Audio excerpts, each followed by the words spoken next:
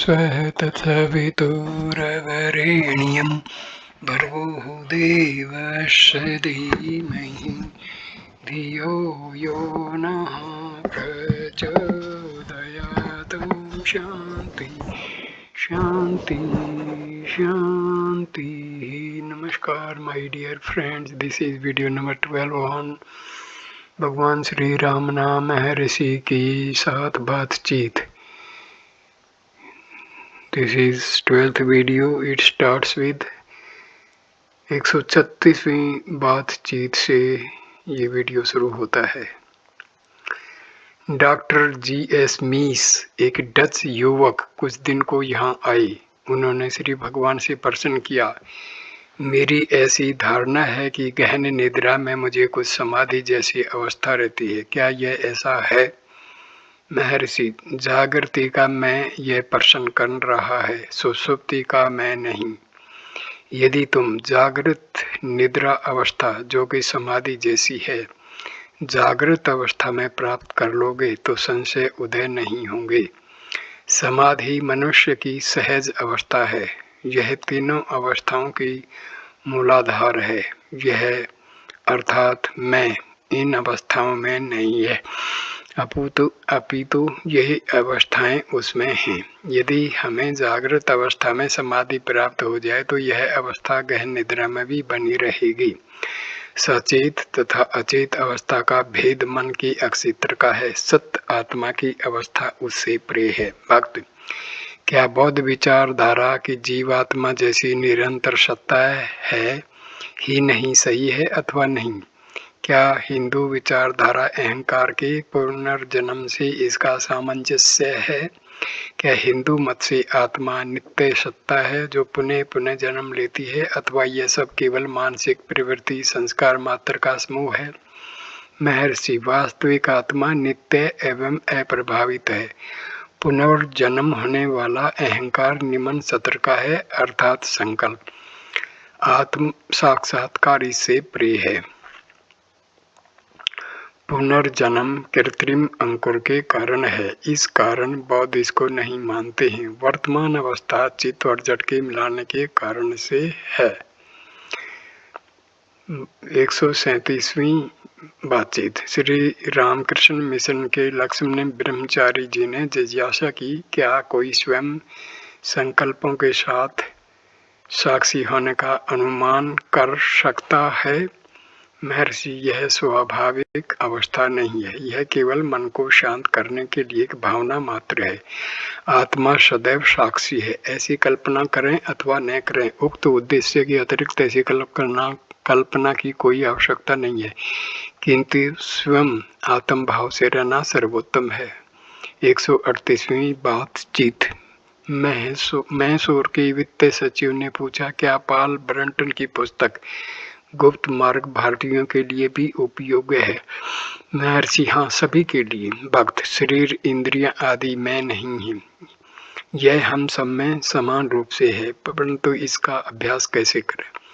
महर्षि, उसमें वर्णित मार्ग त्रयी द्वारा। भक्त, क्या खोज के जिए प्राणायाम आवश्यक है? महर्षि, पूर्णतया नहीं। भक्त, पुस्तक में ऐसा कहा गया है कि मध्यवर्ती शून्यता निर्रिक्तता होती है। महर्षि, हाँ, वही मत रुक जाओ, ये देखो कि शून्यता किसको प्रकट होती है। भक्त, ऐसा कहते हैं कि भक्तों के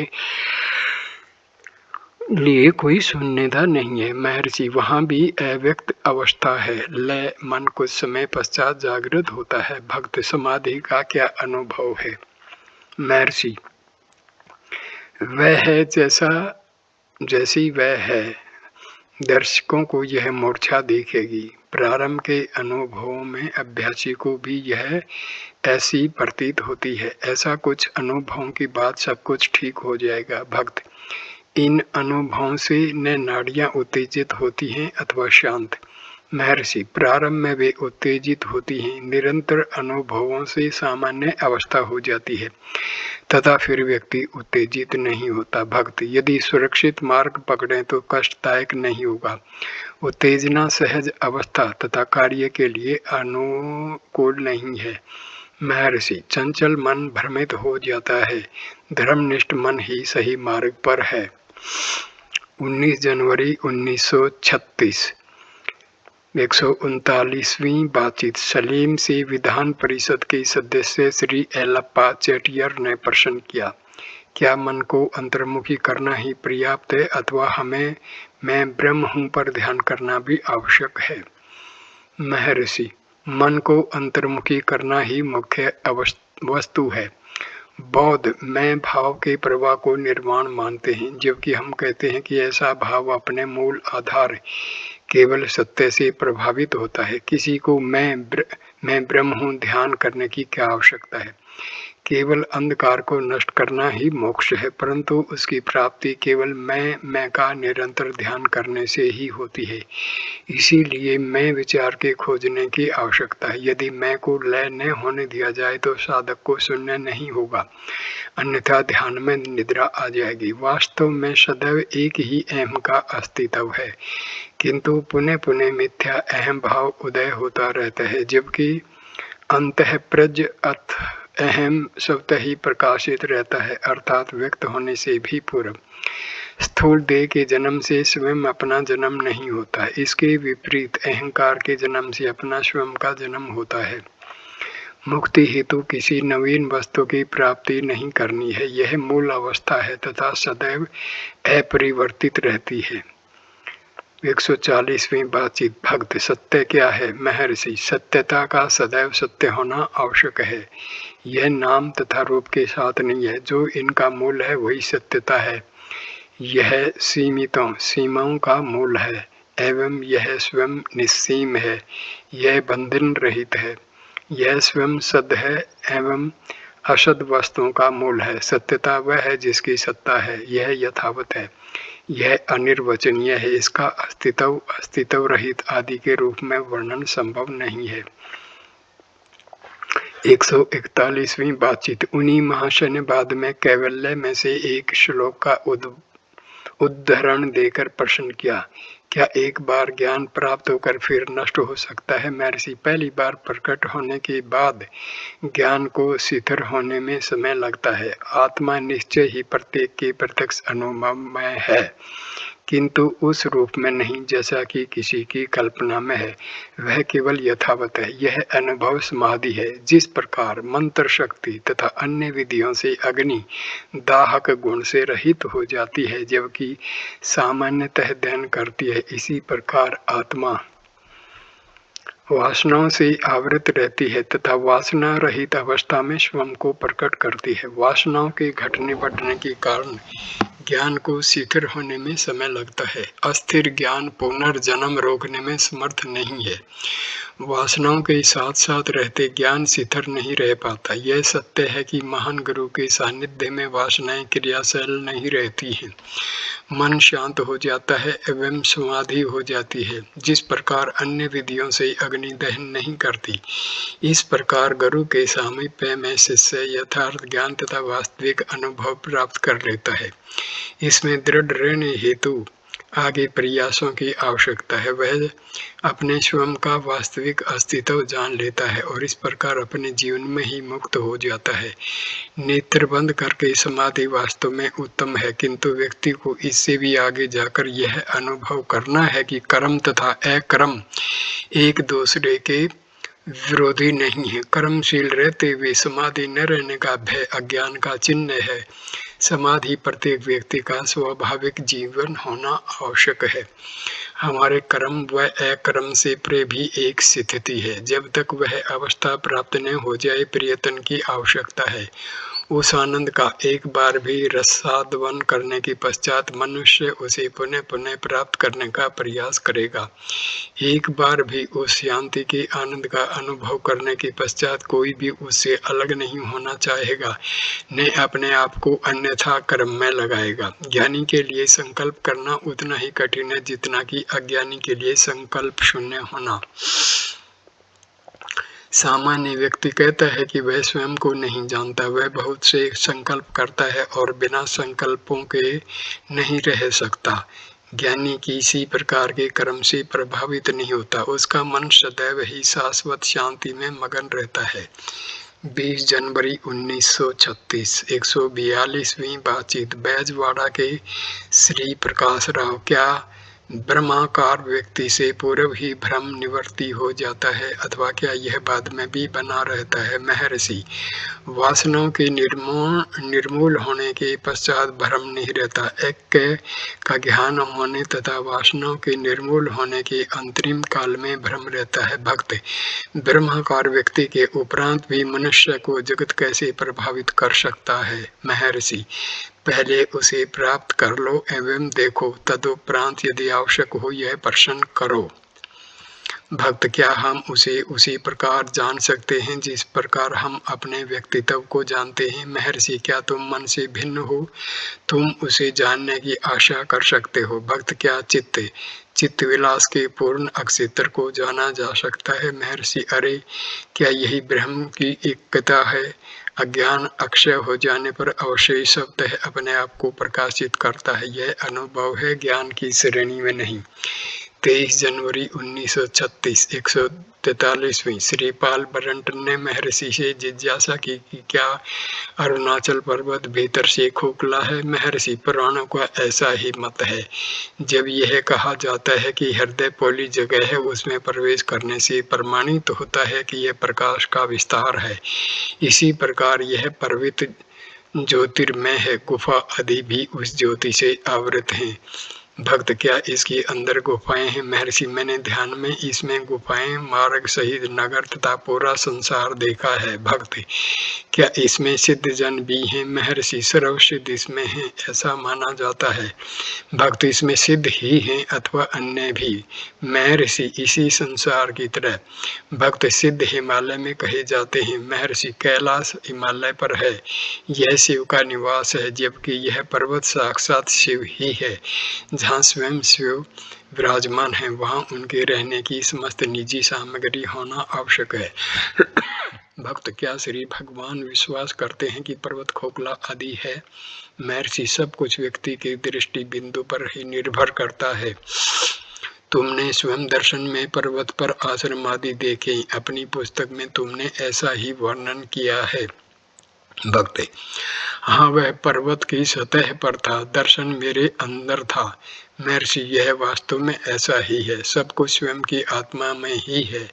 संसार को देखने के लिए दृष्टा आवश्यक है, बिना आत्मा के जगत नहीं हो सकता। आत्मा में सर्व अंतर्व्याप्त है। वास्तव में आत्मा ही सर्वस्व है, आत्मा के अतिरिक्त कुछ भी नहीं है। भक्त, इस पर्वत का क्या रहस्य है? महर्षि, जैसा तुमने गुप्त मिस्र में कहा है सतूप का रहस्य आत्मा का रहस्य है, इसी प्रकार इस पर्वत का रहस्य आत्मा का रहस्य है। मेजर चैडविक, मैं नहीं जानता कि आत्मा अहंकार से भिन्न है। महर्षि, अपनी गहन निद्रा में तुम कैसे थे? भक्त, मैं नहीं जानता। महर्षि, कौन नहीं जानता? क्या यह जागृत आत्मा नहीं है? क्या तुम गहन निद्रा में अपने अस्तित्व को नहीं मानते? भक्त, मैं था तथा मैं हूँ, किंतु गहन निद्रा में कौन था मैं नहीं जानता। महर्षि, ठीक। जागकर मनुष्य कहता है कि उसे सुषुप्ति की अवस्था में कोई भान नहीं था। अब वह दृश्य पदार्थों को देखता है और जानता है कि वह है, जबकि गहन निद्रा में न कोई दृश्य था और न कोई दृष्टा था। अब जो बोल रहा है वही गहन निद्रा में भी था। इन दोनों अवस्थाओं में क्या अंतर है? अब दृश्य पदार्थ एवं इंद्रियों का खेल है जो सुषुप्ति में नहीं था। इसी बीच में नई एक सत्ता अहंकार उत्पन्न हो जाता है जो इंद्रियों के माध्यम से क्रियाशील हो दृश्य पदार्थों को देखता है, अपने आप को देह से मिला लेता है और कहता है कि आत्मा अहंकार है। वास्तव में जो गहन निद्रा में विद्यमान था वही अभी भी है। आत्मा में परिवर्तन नहीं होता, यह तो बीच में अहंकार आ गया है। जिसका उदय एवं अस्त होता है वह अहंकार है। जो परिवर्तन से रहित रहता है वह आत्मा है। 144वीं बातचीत श्री प्रकाश राव, माया का मूल कारण क्या है? महर्षि, माया क्या है? भक्त, माया अविद्या है, भ्रांति। महर्षि, भ्रांति किसको है? भ्रांत होने के लिए किसी का होना आवश्यक है। भ्रांति अज्ञान है। तुम्हारे मता अनुसार अज्ञानी आत्मा दृश्य पदार्थों का अवलोकन करती है, जबकि दृश्य पदार्थ ही नहीं है तो माया कैसे रह सकती है? माया है या माँ जो नहीं है वह माया है, जो शेष रहता है वही सद आत्मा है। यदि तुम कहो कि तुम दृश्य पदार्थों को देखते हो अथवा तुम कहो कि तुम वास्तविक ऐक्यता को नहीं जानते, तब क्या दो आत्माएं हैं, एक जानने वाली तथा दूसरी जाने जाने वाले। दृश्य पदार्थ स्वयं में दो आत्माएं होना कोई भी स्वीकार नहीं करेगा। जागृत होकर व्यक्ति कहता है कि वह स्वयं ही गहन निद्रा में था पर बोध नहीं था।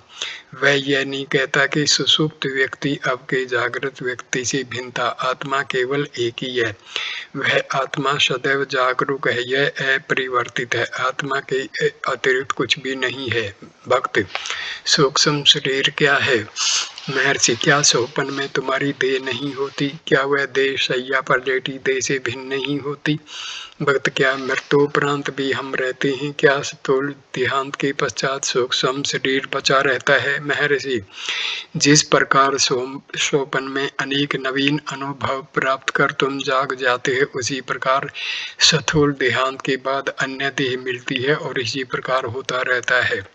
भक्त, ऐसा कहा जाता है कि मृत्यु के पश्चात सूक्ष्म शरीर 40 वर्ष तक रहता है। महर्षि, वर्तमान शरीर में तुम्हें सोपन शरीर सूक्ष्म शरीर प्रतीत होता है।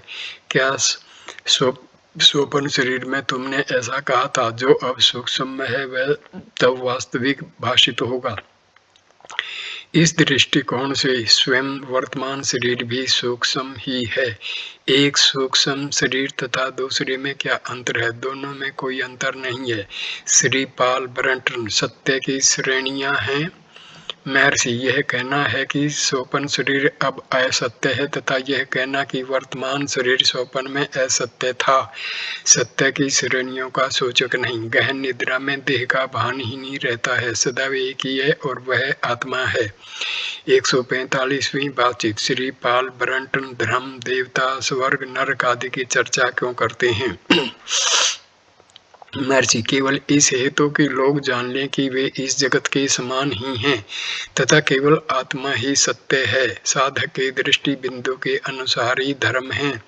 भगवत गीता का उदाहरण लें। जब अर्जुन ने अपने बंधु बांधव तथा गुरुजनों से युद्ध करने तथा उनको मारकर राज्य प्राप्त करने की अनिच्छा प्रकट की तो श्री कृष्ण ने कहा, ऐसा नहीं है कि वे तुम तथा मैं पहले नहीं थे, वर्तमान में भी नहीं है अथवा भविष्य में भी नहीं होंगे। न कोई जन्मा है, न कोई मरा है, न भविष्य में ऐसा होगा ही। और इसी प्रकार कहा। बाद में प्रसंग को विकसित करते हुए जब वे घोषित करते हैं कि उन्होंने सूर्य को भी यही उपदेश किया था तथा सूर्य द्वारा इक्ष्वाकु आदि को अर्जुन को संदेह हुआ, ऐसा कैसे हो सकता है? आपका जन्म तो कुछ वर्ष पूर्व ही हुआ है, वे तो युगों पूर्वक रहते थे।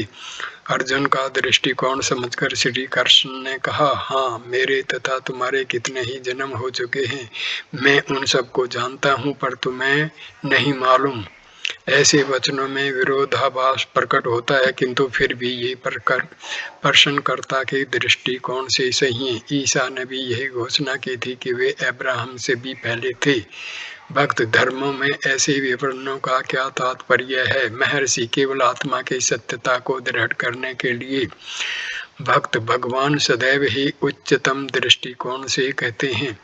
श्री भगवान मुस्कुराते हुए, लोग सरल स्पष्ट सत्य को नहीं समझ पाते। जो सत्य उनके दैनिक जीवन का है, नित्य सिद्ध है एवं नित्य अनुभूत है, वह सत्य आत्मा का है। क्या कोई ऐसा है जो आत्मा से अन्य भी जो हो? उस आत्मा के संबंध में वे सुनना भी पसंद नहीं करेंगे, जबकि वे सबसे परे नरक पुनर्जन्म के संबंध में जानने को उत्सुक हैं, क्योंकि वे रहस्य प्रेमी हैं, किंतु स्पष्ट सत्य नहीं है। इस कारण धर्म उन्हें बहलाकर आत्मा तक घुमाकर लाते हैं। इधर उधर भटक कर तुम्हें आत्मा में वापस आना ही होगा, तब फिर अभी यही आत्मा में क्यों न रहो?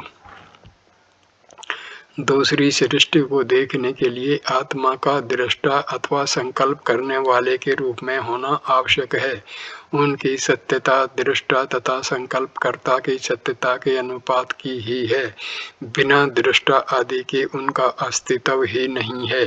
इस कारण वे आत्मा से भिन्न नहीं हैं। अज्ञानी व्यक्ति भी जब बाह्य पदार्थों को देखता है तो वह आत्मा को ही देखता है, किंतु वह प्रमाद के कारण पदार्थों के साथ तादात्म्य कर लेता है, अर्थात शरीर तथा इंद्रिय समूह से और संसार में खेल खेलता है। दृष्टा तथा दृश्य सब आत्मा में विलीन हो जाते हैं।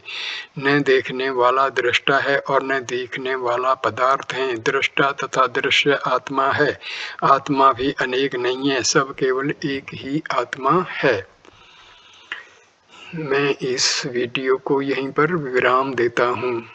Next video number 13 number video 146वीं बातचीत से शुरू होगा। धन्यवाद मेरे दोस्तों, धन्यवाद।